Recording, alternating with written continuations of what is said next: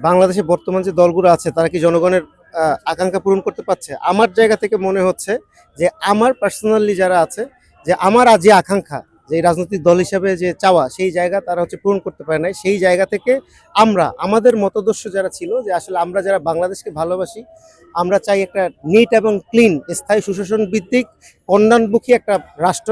সেই রাষ্ট্র গঠনের জন্য আমরা আমাদের জায়গা থেকে মনে হয়েছে যে আমাদের আসা উচিত। কারণ বাংলাদেশ আমরা সবসময় বলি জুলাই অভ্যুত্থানের পরে, জুলাই অভ্যুত্থানের আগে বেসিক্যালি বাংলাদেশে হয়তো ওই রকমের রাজনীতি করার পরিবেশ ছিল না, বাট এখন একটা রাজনৈতিক পরিবেশ আসছে যেইখানে হচ্ছে সবাই হয়তো সমানভাবে কথা বলতে পারছে, মনের ভাব প্রকাশ করতে পারছে। এবং আমার চাওয়া থেকে আমার বাংলাদেশকে নিয়ে এক্সপেকটেশন অনেক উপরে, এবং আমি আমার জায়গা থেকে বাংলাদেশকে উপরের জায়গায় নিতে সেই যে যুদ্ধ, সেই যুদ্ধে নামার জন্য এই দলটা আমরা নিয়ে আসছি।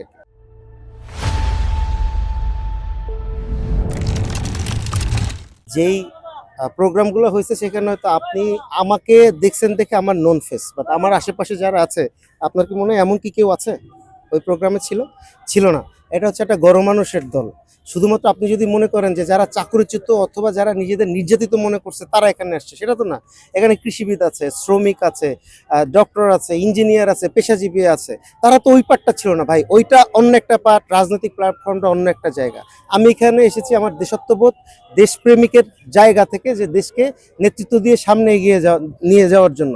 আমি কিন্তু ওই পার্টটা পুরাটাই ফেলে আসছি, এবং এখানে আমরা যারা আছি আপনি দেখবেন ওইখানের কোনো মুখ হয়তো এখানে নাই। যারা আসতে চাইছে তারা আসছে, যারা আসতে চায় না তারা আসে নাই। বাট এটা ভাই গণমানুষের দল, সবাইকে নিয়ে। আমার দলের জায়গা থেকে আমি দেশের মানুষকে যতটুকু কন্ট্রিবিউট করতে পারবো, যদি আমি একটা মানুষের মুখের ভয়েস হইতে পারি, সে পারতেছে না, তার মুখের কথাটা আমি পৌঁছে দিতে পারি, এটাই আমার স্বার্থ করতে হবে।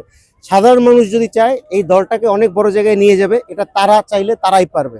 তারা যদি চিন্তা করে যে বিআরপির কোনো কর্মকাণ্ডে তারা খুশি হবে, তারা আমাদের সাথে আসুক, কথা বলুক, জানুক। আমাদের প্রথম কথা তারা আমাদের জানুক, আমাদের মেন্টালিটিটা বুঝুক, আমরা কিসের জন্য আসছি।